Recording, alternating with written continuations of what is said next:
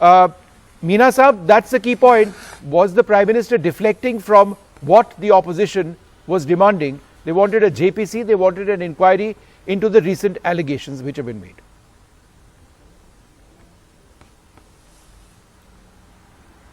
Sir Hindi में बोलेंगे तो नहीं नहीं जरूर आप हिंदी में बोलिए, आप हिंदी में बोलिए।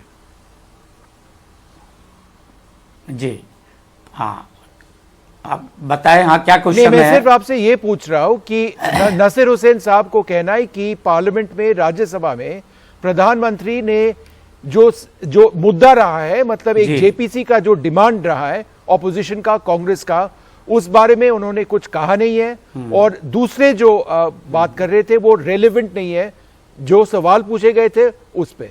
तो इस पे बीजेपी का क्या रिस्पॉन्स है? देखिए सर, सबसे पहले तो मैं आपको धन्यवाद देता हूं कि मुझे एक आदिवासी सांसद को एनडीटीवी से जोड़ने का जो आपने काम किया है, तो मैं बधाई देता हूं। माननीय देश के यशस्वी प्रधानमंत्री नरेंद्र मोदी जी कल उन्होंने राष्ट्रपति जी के अभिभाषण का धन्यवाद प्रस्ताव में वो बोल रहे थे, और उन्होंने जितनी भी बातें की है वो माननीय महामहिम राष्ट्रपति जी के अभिभाषण के संदर्भ में ही बातें बोली है। अनर्गल अगर कोई बात कही है तो विपक्ष के नेताओं ने कही है, माननीय राहुल गांधी जी कांग्रेस के नेताजी ने बोली है और लोगों ने बोली है, लेकिन प्रधानमंत्री जी ने जो चर्चा पूरे 1.5 घंटे से अधिक समय तक जो धन्यवाद प्रस्ताव दिया है, उसमें एक गांव गरीब का विकास किस तरह से कल्याणकारी योजनाओं के माध्यम से, चाहे वो प्रधानमंत्री आवास योजना हो, प्रधानमंत्री उज्ज्वला योजना हो, प्रधानमंत्री मीना जी ये सब तो प्रधानमंत्री ने बताया, पर ये सारी ऑपोजिशन का जो डिमांड है कि एक जॉइंट पार्लियामेंट्री प्रोब होना चाहिए, उसका तो कोई जवाब नहीं दिया प्राइम मिनिस्टर ने।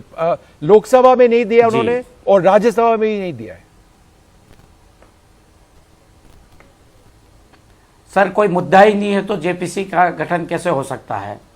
जब कोई मुद्दा ही नहीं है, जो बात राहुल गांधी जी ने भी अपने वक्तव्य में, अपने भाषण में बोला था उन्होंने कि मैं ये यात्रा मैंने कन्याकुमारी से शुरू की और श्रीनगर में इतने किलोमीटर चला, उसके बाद वो पूरी बात अडानी। सर अगर देश का विकास करना है, देश आगे बढ़ेगा, भारत आगे बढ़ेगा, तो कोई न कोई तो उद्योगपति आगे काम करेगा ना, उसमें गलत क्या हुआ?